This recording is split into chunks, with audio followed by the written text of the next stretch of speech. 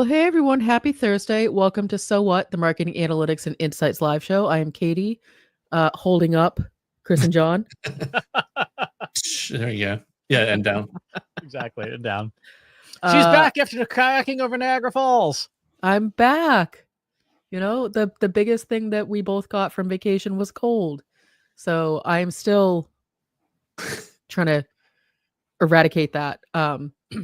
Today, we're talking about how to extract insights from qualitative data with AI. Now, you might immediately think, oh, so we're talking about market research data. That's one of many kinds of qualitative data.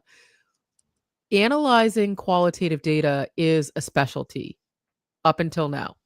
And I say it's a specialty because it's not as easy as putting everything into a spreadsheet and writing a formula and making a chart out of it. That's what you do with quantitative data, your numeric data. Your qualitative data is your data that is more free form. It's sentences, it's feedback, it's opinions, it's survey responses. And that tends to be very challenging if, it's customer service feedback and the responses are not normalized in a way that everybody is responding the exact same way so that you can have one-to-one responses and then just sort of cluster them. And so there's a lot of different things that you can do with qualitative data. So what we want to do today is show you some examples of how to extract insights from qualitative data using generative AI.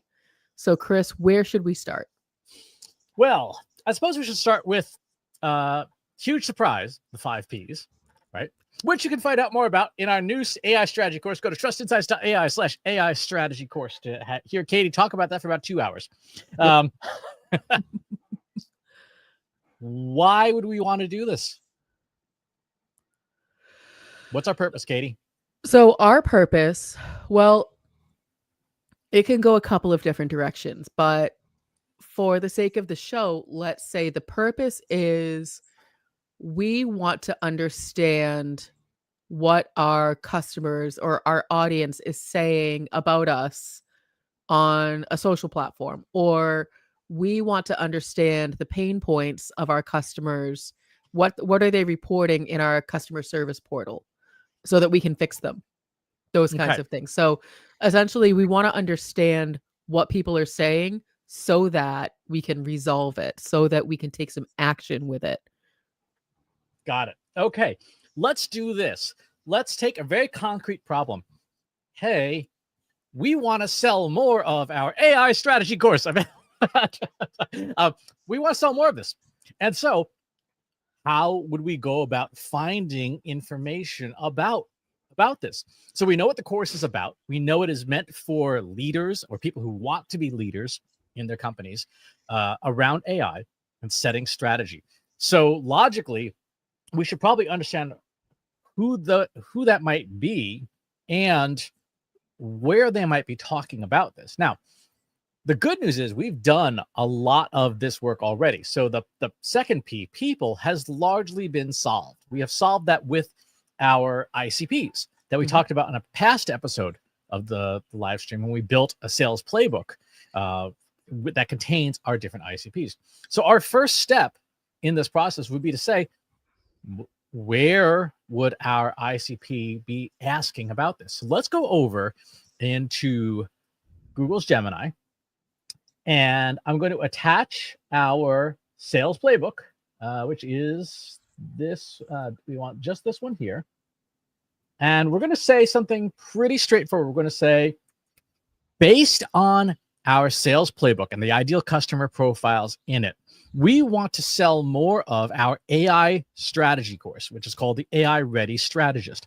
It's targeted towards leaders and people who want to be leaders in generative AI at their companies. To do this, we need to understand where these people might be talking about their AI challenges. What forums on Reddit, for example, would be places where our ICP might be having those conversations? Make a list. Now, from this, we're going to start with our ICP. We're going to say, let's just see if there even is any credible place, on Reddit where this might be occurring. And so, John, as our chief statistician and head of business development, aka you're the sales guy, um, if I said to you, John, we need to sell more of the AI strategy course, where do we start? So, AI aside, like where would you as the human start to look? That's a huge challenge. It's the kind of unconscious incompetent thing of like, the people that know it don't know that we're out there. So there's a huge awareness gap. I mean, it's easy. Normally, the way we would go with that is let's just start with the internal list. We would go with the people that we already have had some kind of contact and already know who we are. That's kind of the easy hunting. So yeah, if there's any way to do some kind of mining of, what's out there on Reddit or LinkedIn or whatever, to find some new possible leads, that's a great way to do some prospecting. And yeah, anything we could get some leverage on via automation would be fantastic, because yeah, it's we have found no easy answer to that problem aside from let's continue to do content like this and speaking and stay out in front of everyone so our reputation does the work. But yeah, we've never found a way to kind of go mining for who those people are that are trying to get to this stuff. Yep. So we have a list of like 9 different subreddits. And for those who are not familiar with Reddit, Reddit has individual channels inside of it. So if you're familiar with Slack and you have channels in Slack, Reddit has channels. They're called subreddits. And these are each self-contained communities that are moderated by different people. And it's all people-based. And some subreddits are great. Some subreddits are garbage fires, dumpsters on fire. It all depends on the people who are moderating each one. But the big ones tend to be moderated pretty well. That's why they're big, because they are able to sustain their audience as well. And if you are a registered developer with Reddit, which you can do for free, you can get an API key that will allow you to download data from Reddit for free within reasonable limits. Like you can't just download all of Reddit and your computer would explode if you tried. But you can say, give me the last 90 days of posts and comments from the artificial subreddit or the marketing subreddit. And so our next step would be, let's go and grab that data.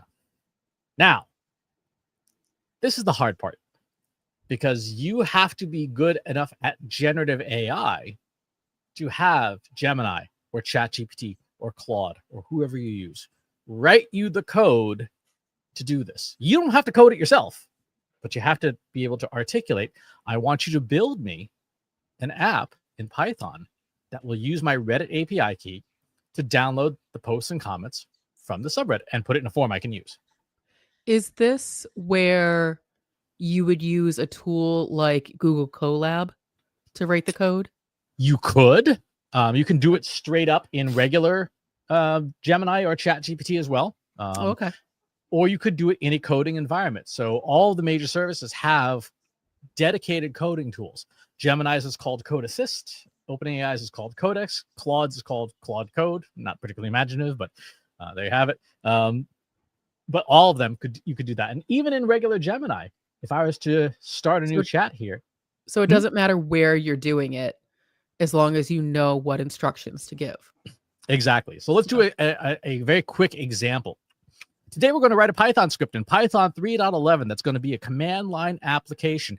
It's going to address the Reddit API. So we're going to need a way to store our Reddit credentials and our API key to address the Reddit API. At the top of the script, we're going to have configuration variables for things like which subreddit we want to analyze and how many days of posts and comments we want to extract. We also want to store this information in a couple different formats. We want to store it in a SQLite database so that we don't have to keep re-grabbing the same information over again. We also want to store it in JSON files to make it easy for generative AI to read. We also want to have it the ability to pick up where it left off, so it's not trying to recrawl all the time. It has to obey backoffs and 429 errors using exponential backoffs so that we don't get banned for hitting the API too hard. In the canvas, first, develop a product requirements document for how we might build this app. So based on that very large foaming at the mouth, we want to build a PRD, a product requirements document, because you generally shouldn't start coding without one. You shouldn't, but as we know, people do. What people do. Exactly. I just want to point out for those who aren't aware. So a lot of these generative AI tools now have the ability for speech to text. And that's what Chris is doing. So Chris, rather than having us watch him type and backspace and fix spelling errors, which is what you would actually be watching me do, if you can see in the what do you want to build, that chat dialogue, there's now a microphone, and you can click on that and do what Chris is doing, which is Chris's favorite thing, and just yell into the void. Exactly. And so now we've done this requirements document, so we can now say, in a new canvas, build the Python script. So assuming the requirements document was good, and we skipped over a whole bunch on purpose, like going back and forth, gathering requirements properly and stuff, which we've done on previous episodes. Yeah. Human intervention, making sure that things are correct. What did I miss? What about testing? You know, those kinds of things should all be in there. Exactly. So now it's going to try and build the actual Python code for us to do this task. Now, at this point, we're gonna leave this behind because it's not a great use of time to just watch it code, but this is where you would start, and you would go back and forth with the AI, making corrections and things. And ultimately, what you should end up with at the end of the process is something that looks like a big folder of stuff. And each of these files that you see on screen here is a database of Reddit posts. And so let's open up one of these here. Let's see, where are we? Let's open up online learning, actually online courses. And so this is a database, and then here are the comments from different Redditors. Here are the posts from different Redditors. And now we have qualitative data. We have a lot of qualitative data in here. But what we'd want to do next is figure out, well, what does it say? It's a great question.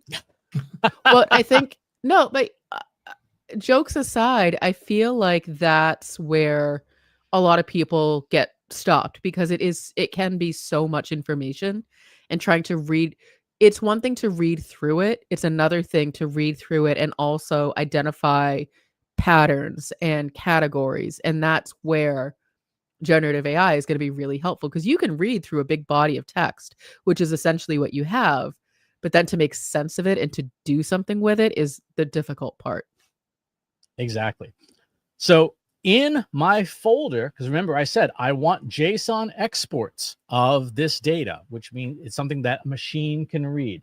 If I just pop open one of these, you can see there's the Reddit comments, IDs, titles, authors, and it's all very nicely structured so that an AI, a large language model, can read the language and see all the metadata in here as well, but not get confused about, is this the person's name? Is it a comment they made? What is it? By having in this very structured data format, generative AI is like, great, I know what to do with this. I know how to read this. And I feel like that's a pro tip that you've given before, is how to structure the data correctly. I believe, if I'm not mistaken, Chris, you gave that in the Trust Insights newsletter in one of the data diaries, which you can subscribe at trustinsights.ai/newsletter, because structuring the data correctly is more than half the battle. Exactly. And so all these files, you'll note these files are like, a megabyte each. These are fairly large files. If I were to zip into one, it's about 150,000 words each file. Right? That's a lot. That is going to be more than any one general chat window is going to be able to handle. However, the place that can handle this is Notebook LM. Notebook LM is ideally suited for having being able to process these large plain text files, because that's what a JSON file is. It's just a plain text file. It's nothing fancy. So if we were to go in here and based on, we remember what Gemini said about the forums and things that our target market might be using. They might be, for example, interested in the marketing subreddit, right? Because that's a lot of our audience is marketers. For AI stuff specifically, they might be very interested in the artificial intelligence forums. So I'm going to add the artificial intelligence forums in. These are just more, I messed up. There we go. Let's add that. Try that again. And remind us, there's a limit to the number of files that you can, or sources rather, because it could be any kind of file, sources that you can include in a Notebook LM notebook. That's correct. For the free version, it is 50 sources at a time. For the paid version, including the Google Workspace version, is 300. Oh, for some reason I thought it was like 20. A long time ago, it was 20. Went back in the bad old days when it was like, oh, we're just trying to figure out if this thing even works. Gotcha. Now that it's an actual production product, it is considerably more generous. And the other thing we'd probably want to have in here as a source, just for reference, would be our sales playbook, right? Because that would make logical sense that if we want to be able to have a conversation about what our ICP, who our ICP is and what they care about, we'd want to have that background data in here. So we can now go ahead. I have a question though. If this is for selling the course, wouldn't you have background information about the course in here as well? Or no? Like, I guess maybe I'm jumping ahead. Let me sit tight. That's perfectly fine. If you wanted to have the course information in here as well, that would be good. I would say maybe we should add that a little bit later on, because we want to try and get as much of the original words of the people as we can first before. I gotcha. But we're going to condition. We'll definitely do some prompt conditioning along those lines. So Gotcha. Our next step would be to say, we want to understand from the Reddit forum feedback that we've loaded in here what people are talking about in terms of their frustrations about AI strategy, particularly AI in marketing, but AI in business in general, based on the conversations that I've provided and the ideal customer profiles in the sales playbook that I've provided. Explain what the frustrations of leaders in organizations are about AI specifically, about AI strategy especially, and what they're doing to address those frustrations. And we'll give you a format that looks like this. And so I've got this first part of the prompt here, and then we're going to give it a very simple outline. And the outline is basically just make it look like this. So what is the frustration? Why is this a frustration? How is somebody working around it? And this is now going to go into all the sources we've uploaded and try to pull out the qualitative insights from what real people are saying. Now, one of the cautions we have to have here, the people who are on Reddit may not be our ICP. They may not be our customers. So we have to take that with, their feedback with a grain of salt. Right. Well, because we don't actually know who these people are. A lot of people are using handles. A lot of people just like to, incite conversations that are derisive, or, they like to cause problems.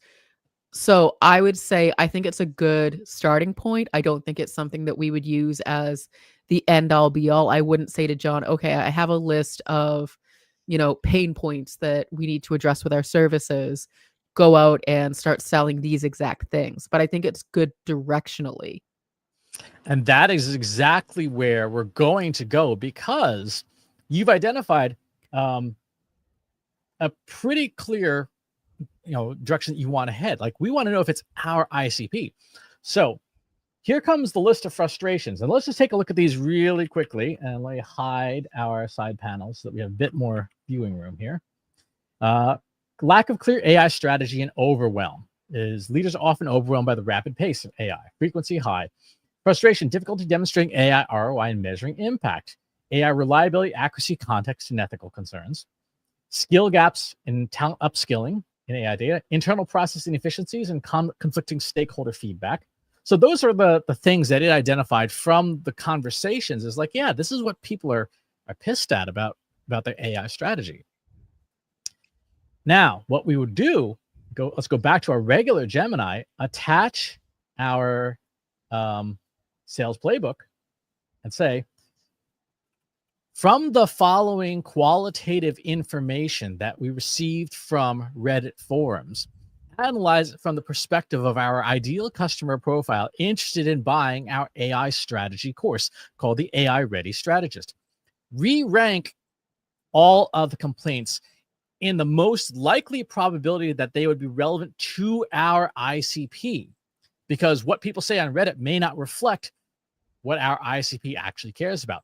Present your results in the exact same format as the forum results, but rescored and re-ranked by our ICP's relevance. So we're going to put that in, and then we just copy and paste from Notebook LM. You might say, well, why can't you do this in Notebook LM? At this point, we don't want all those other conversations in there. We don't want the context from it being polluted by all those conversations. So we're now just taking that distillate, that extract, plus the original sales playbook, and have it play that back and thinking about it now with the data being much more heavily weighted towards our sales playbook.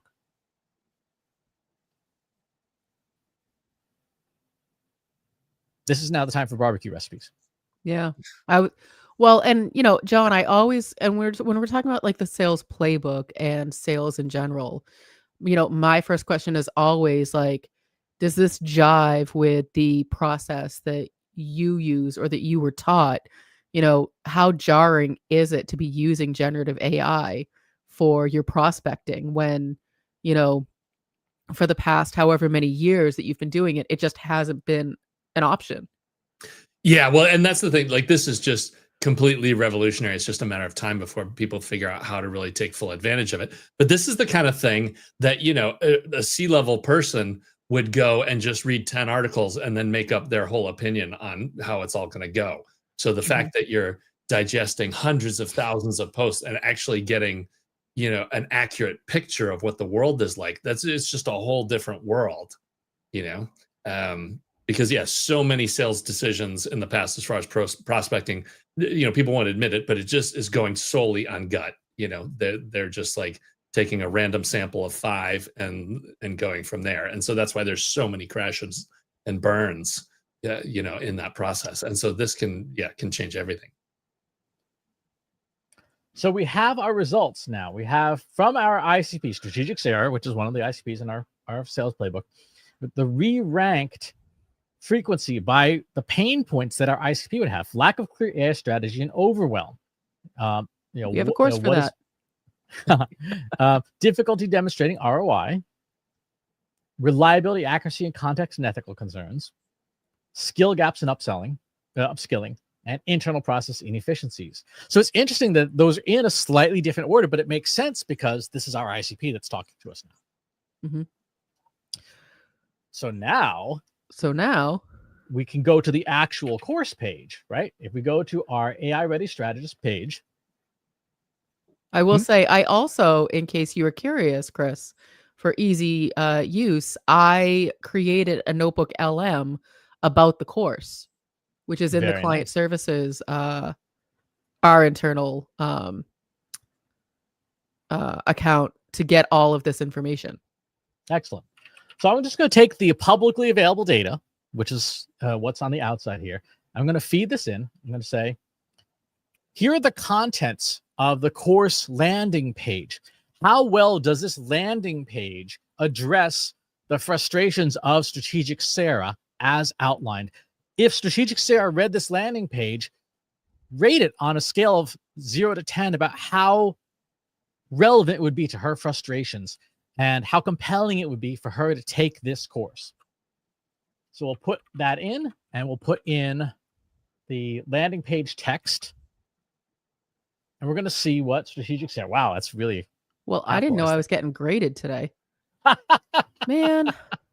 But no, so here's the thing, and this is what generative AI doesn't pick up on, is that I would actually argue, I got a 9 out of 10. You know what? Forget it.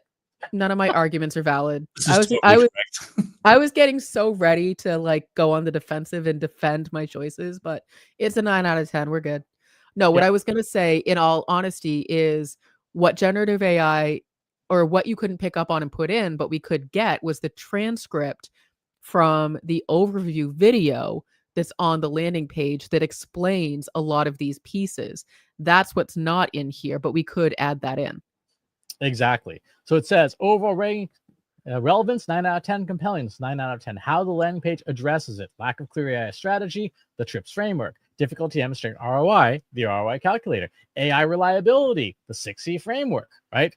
Skill gaps, driving adoption, internal process efficiency, the 5P framework and stuff. So what this tells us is from qualitative conversations that we picked up from Reddit, no influence of our own, through a Notebook LM distillate, through our ICP, to our landing page, there's very little we need to do to make changes, which answers a critical question for us as marketers, which is it just that, if you have any product that's not selling, there's a million reasons why it might not be, right? We've all had those conversations. Is it the economy? Is it priced too high? Is the value not clear?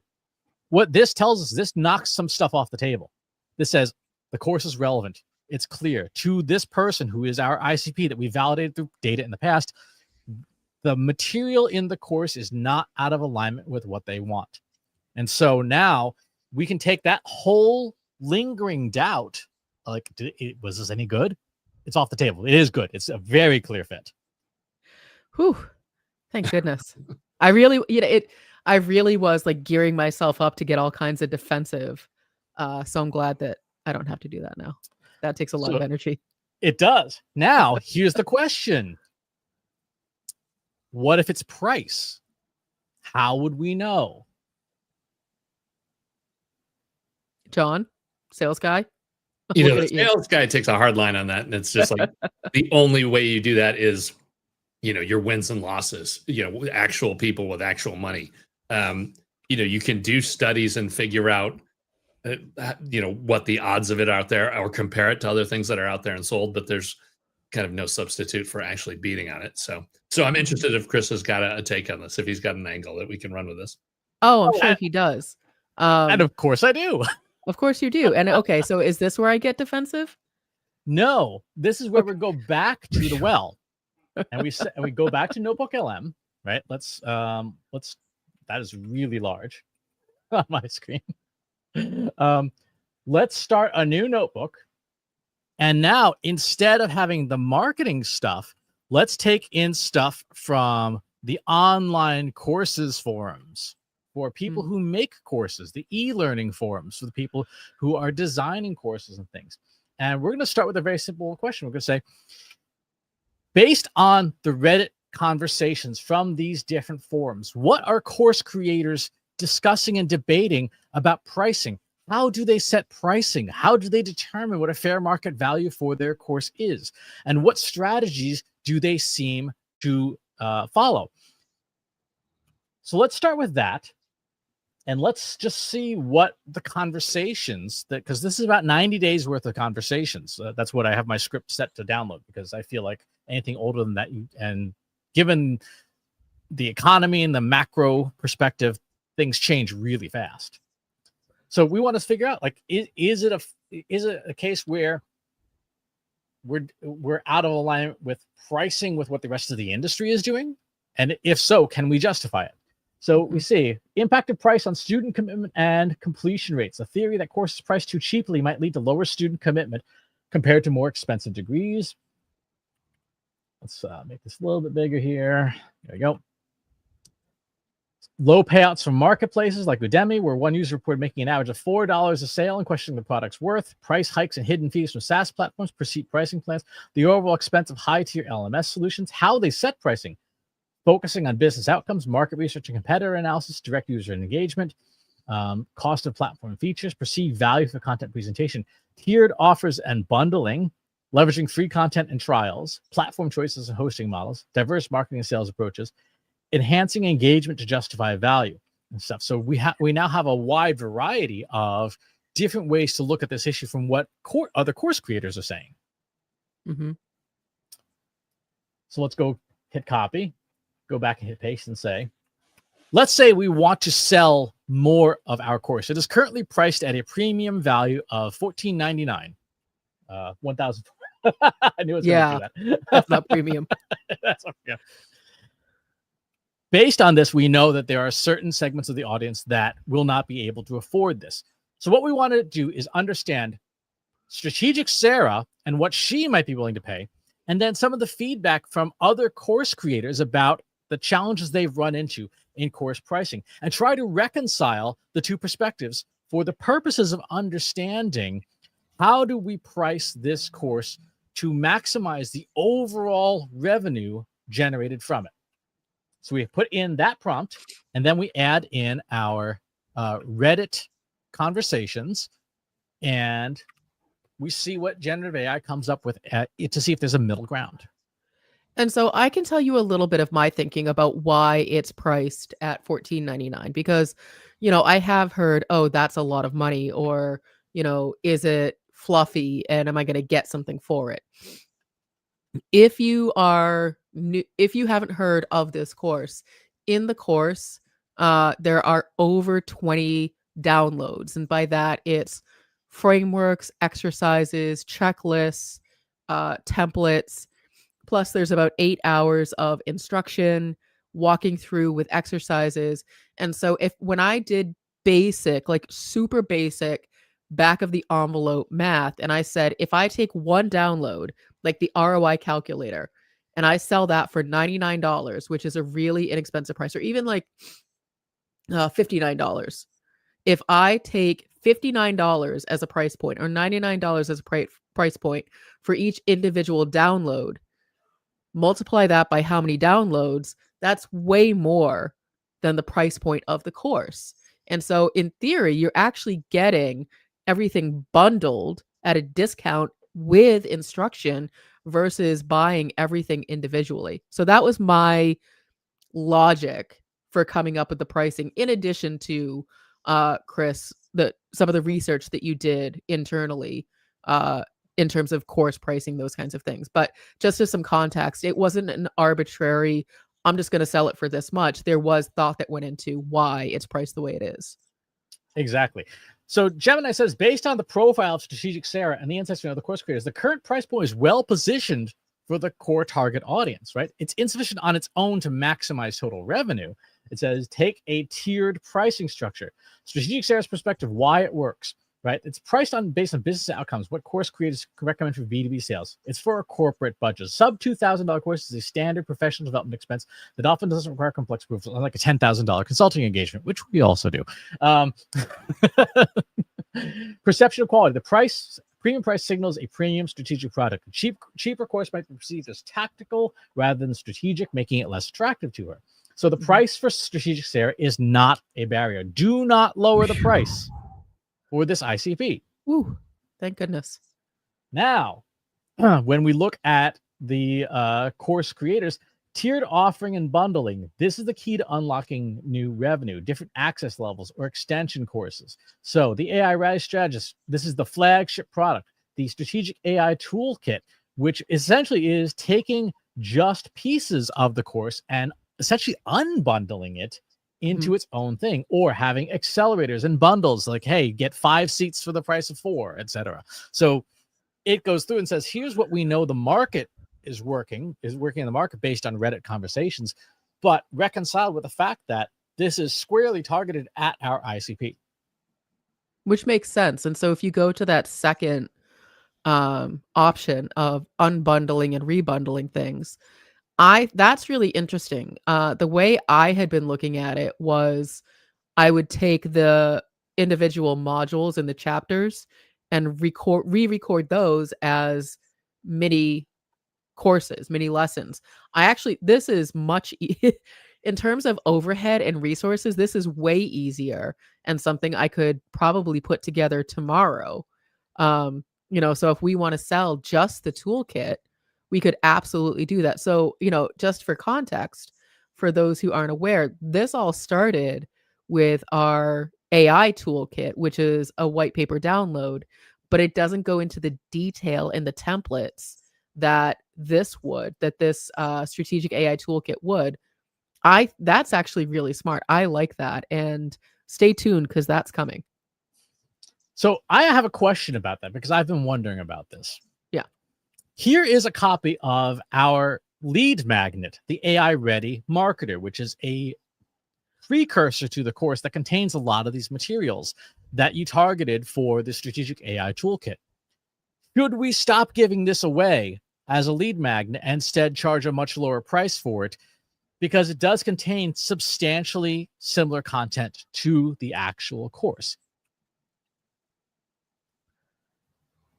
Let's see what it says.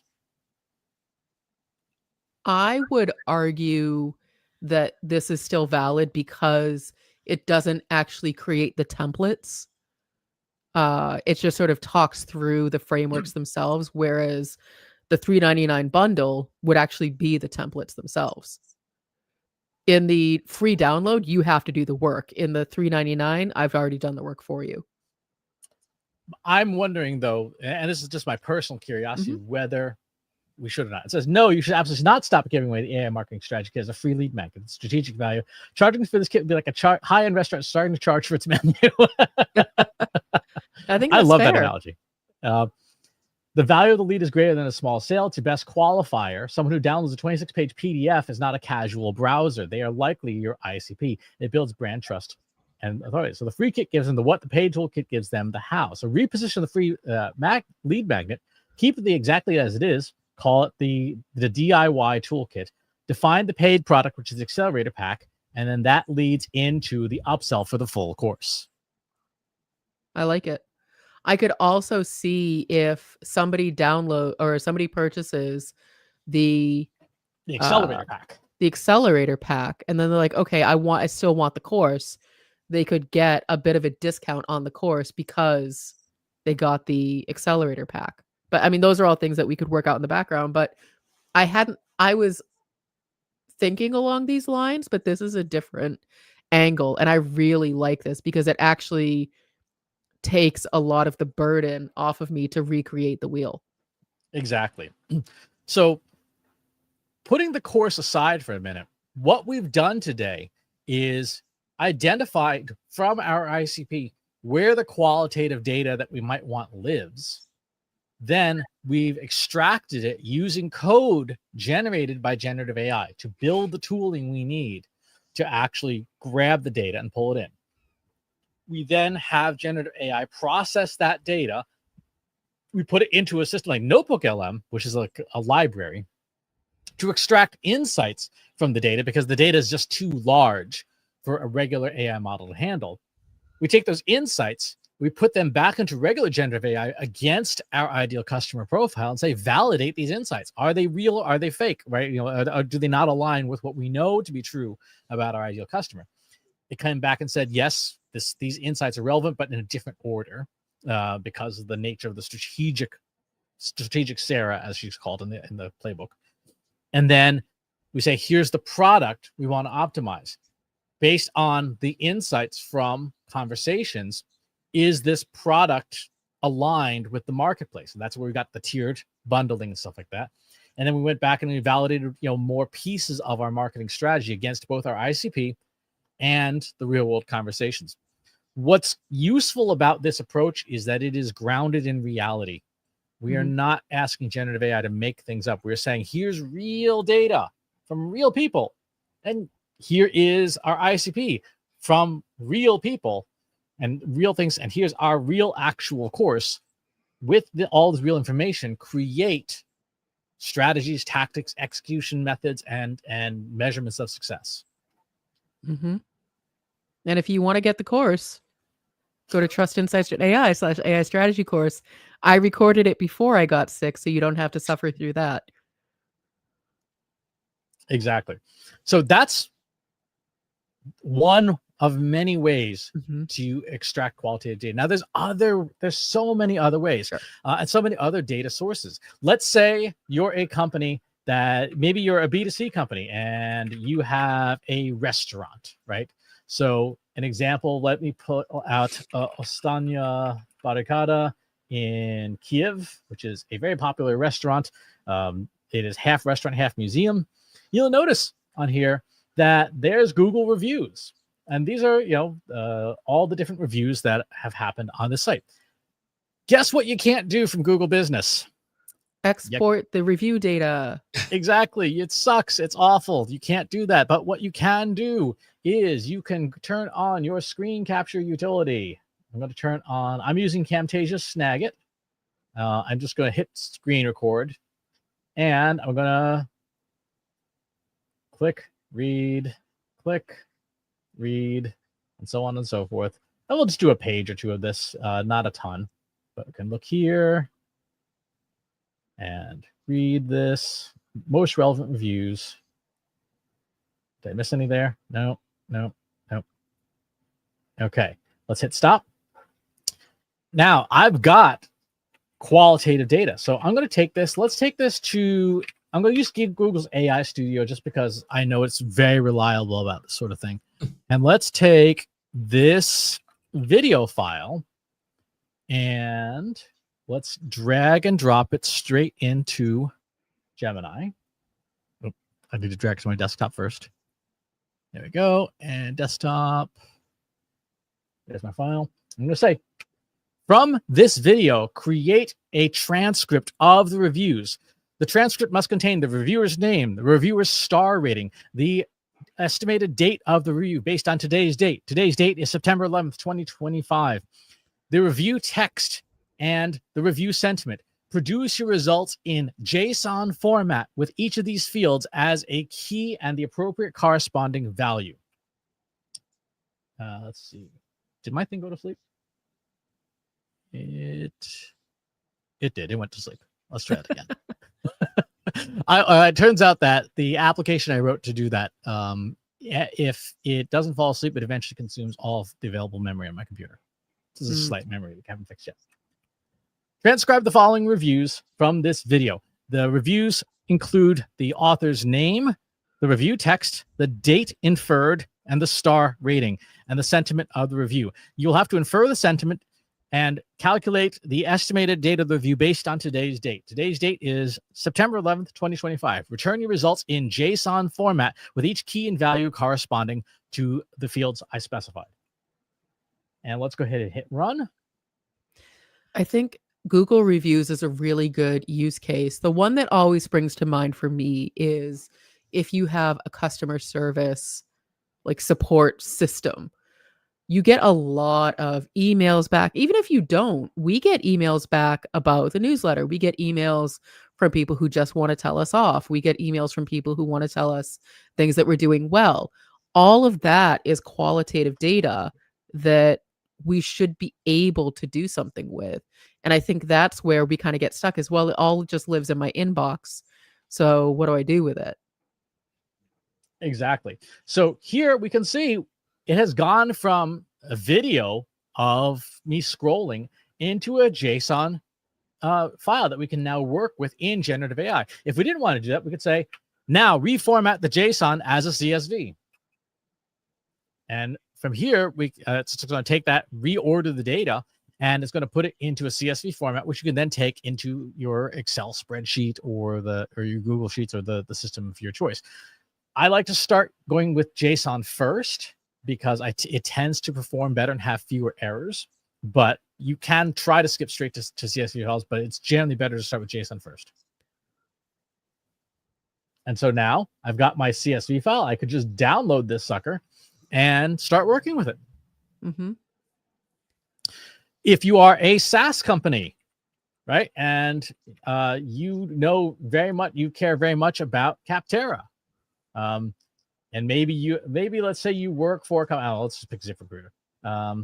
So ZipRecruiter is on here. They've got these reviews, 4.2 stars, 11,000 reviews. You would follow the exact same process and just scroll through the pages of reviews and grab that data. Anything you can see as a human being, you can extract data from. So if I was a product marketing manager and I didn't have access to expensive social media management tools or review management tools, this is at least the way I would get to that data. What do you think, John? Where are you going to start? Man, I'm going to go get my free API key and pull down all the garbage I can from Reddit. I didn't realize that it was just that easy. So it's just, what is, have you ever heard of the limits? Is it like, a gig a day or? It's like about 10,000 posts and comments per day per subreddit. Per subreddit, really? Per subreddit. Oh, wow. So that's. But I think you limit it to like 150 or 200 subreddits a day. Oh, okay. All right. So, and then what does it hit a paid tier, or do they just shut you off and make They just shut you off. Uh, And if you don't respect the back off after a certain number of retries, then your key gets canceled. you'll get completely cut. But I would imagine that that's a process that you could probably automate as well. Like once a day, go pull some, like the previous day's something, so that you're not hitting those limits. Mm-hmm. Yeah, the one we have for Trust Insights clients, because we do this for a few clients, runs every Monday and Friday. So it just catches up for like the last 4 days. That's not bad. Mm-hmm. I like it. Yeah, so that is qualitative data. Again, if you can see it, Gen AI can process it, and then it is up to you to figure out how to calibrate it against reality, and ultimately how to make use of it to do something productive. So I think this goes back to what we've talked about on previous episodes of the podcast with live stream is AI does not replace the critical thinking. So what you did, Chris, was piece together a lot of different things to come up with a full story as the human, because you use critical thinking of, all right, let me think about what I'm trying to do. Let me think about where that data could be. See it. And so there's like you using your critical thinking skills. And that's sort of why we keep saying critical thinking is what you really need to refine versus worrying that AI is going to do the stuff.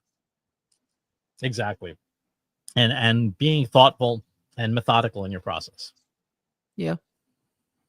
All right, that is going to do it for this week's show. Thanks for tuning in, and we'll talk to you all on the next one. Thanks for watching today. Be sure to subscribe to our show wherever you're watching it. For more resources and to learn more, check out the Trust Insights podcast at trustinsights.ai/TI podcast and a weekly email newsletter at trustinsights.ai/newsletter. Got questions about what you saw in today's episode? Join our free Analytics for Marketers Slack group at trustinsights.ai/analytics for marketers. See you next time.